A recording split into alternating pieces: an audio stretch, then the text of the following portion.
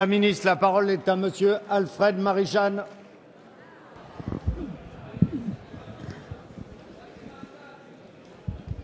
La question s'adresse à Madame Geneviève Fioraso, ministre de l'Enseignement supérieur.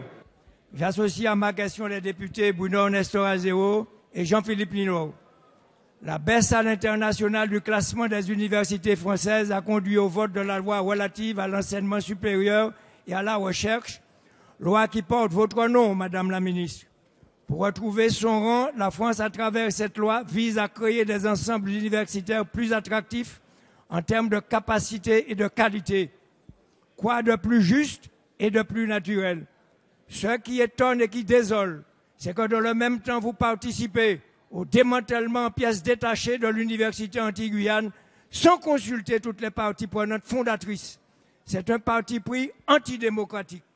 Je rappelle qu'en vain, j'ai plaidé dans le passé pour une autonomie renforcée des trois pôles et le maintien des liens qui les unissent, et ce, dans le respect et l'équité.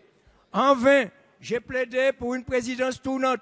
Je plaiderai toujours en ce sens, quels que soient les statuts politiques présents et à venir. À cet égard, l'université des West Indies, étalée sur trois pôles principaux, Barbade, Jamaïque et Trinidad, est un exemple patent.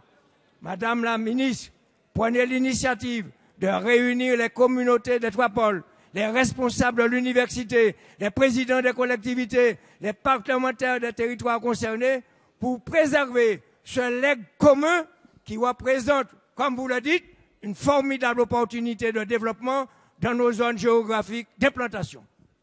Merci, Monsieur le député. La parole est à Monsieur Victorin Lurel, Président, Monsieur le député Alfred Marichal, ma collègue Geneviève Fioraso vous prie de bien vouloir l'excuser. Elle est prise sur un autre chantier au CNRS avec le président équatorien. Alors, il ne s'agit, Monsieur le député, ni de démantèlement, ni de procédure antidémocratique, ni de décision précipitée. Nous avons dû répondre à une situation d'urgence sur le pôle guyanais. Un gouvernement doit décider. Nous avons décidé sur une feuille de route qui est bienveillante, qui est large, qui permet toutes les possibilités.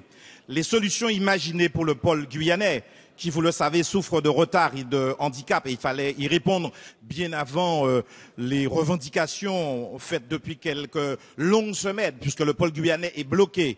Eh bien, les solutions qui seront trouvées pour le pôle guyanais ne préemptent en aucune manière les solutions qui seront trouvées pour le pôle martiniquais et le pôle guadeloupéen. D'autres parlementaires ont déjà formulé la demande. La ministre Fioraso a déjà émis aussi le vœu de recevoir tous les élus, tous les parlementaires pour décider. Aucune décision ne sera prise sans l'accord préalable des élus et de la communauté académique et des collectivités territoriales. Rien de plus démocratique. Merci, Monsieur le ministre.